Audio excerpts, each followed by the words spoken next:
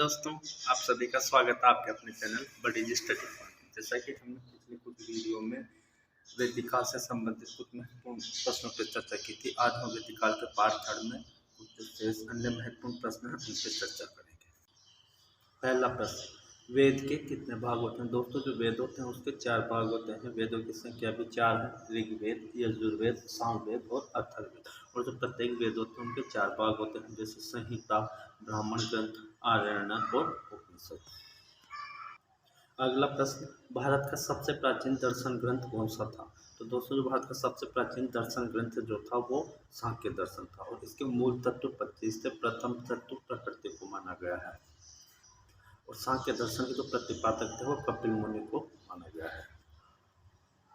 अगला प्रश्न, किस ब्राह्मण ग्रंथ में कहा गया है कि कोई भी व्यक्ति ज्ञान से ब्राह्मण बनता है, न कि कर्म से? तो दोस्तों, ये जो उक्ति है वो शतपथ ब्राह्मण ग्रंथ में मिलती है। शतपथ ब्राह्मण ग्रंथ जो है यजुर्वेद का ब्राह्मण ग्रंथ है। अगला प्रश्न वेरी वेरी मोस्ट कर लेना दोस्तों इसको, कि किस वेद में प्रसिद्ध उक्ति मिलती है कि मैं कवि हूँ और मेरे पिता वेद हैं, मेरी माता चक्की चलाने वाली है। और इस तरह हम भिन्न भिन्न व्यवसायों से जीविकोपार्जन करते हुए एक साथ रहते हैं। तो दोस्तों, ये जो उक्ति मिलती है वो ऋग्वेद के 9वें मंडल में मिलती है। और इस उक्ति से स्पष्ट होता है कि जो ऋग्वेदिक काल था उसमें जो वर्ण व्यवस्था थी वो कर्म पर आधारित थी, न कि जन्म पर। क्योंकि एक ही परिवार में रहते हुए इसमें कहा गया कि मैं कवि हूँ, मेरे पिता वेद हैं, जबकि मेरी माता जो है वो चक्की चलाने वाली है। और इस तरह विभिन्न व्यवसाय करते हम एक ही परिवार में रहते हैं। तो स्पष्ट हो जाता है कि ऋग्वेदिक काल में जो वर्ण व्यवस्था थी वो जन्म पर आधारित होकर कर्म पर आधारित थी, जबकि उत्तर वैदिक काल में वर्ण व्यवस्था जन्म पर आधारित हो गई थी। अगला प्रश्न, 24 बैलों द्वारा खींचे जाने वाले हल का उल्लेख किस संहिता में मिलता है? दोस्तों, जो 24 बैलों के द्वारा खींचे जाने वाला एक हल मिला है जिसका उल्लेख काठक संहिता में मिलता है।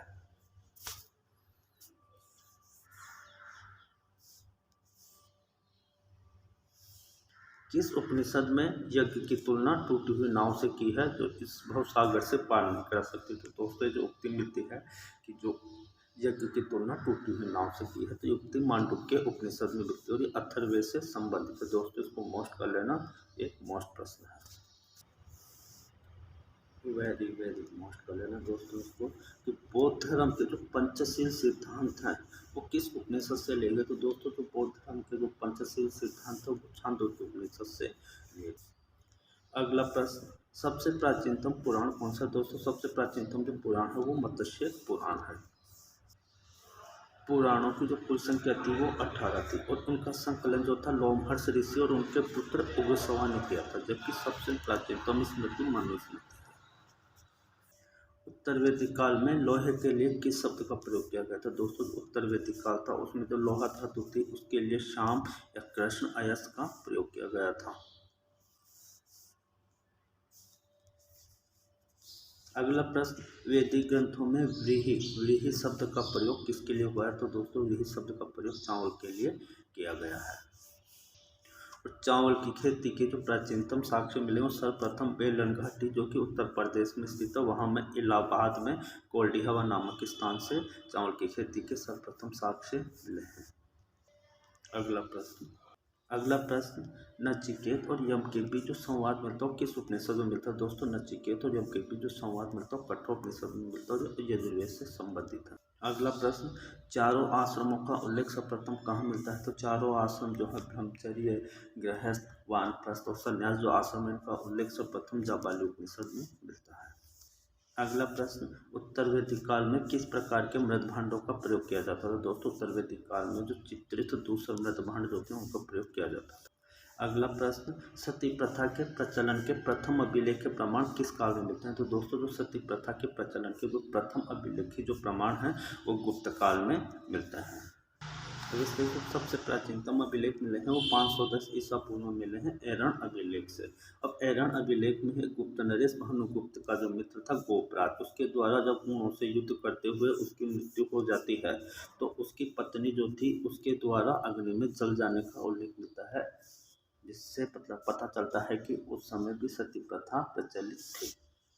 अब प्रसिद्ध सूक्ति तत्त्वमसि का उल्लेख किस उपनिषद में मिलता है? दोस्तों इसको याद रखना, तत्त्वमसि जो है उसका उल्लेख छांदोग्य उपनिषद में मिलता है।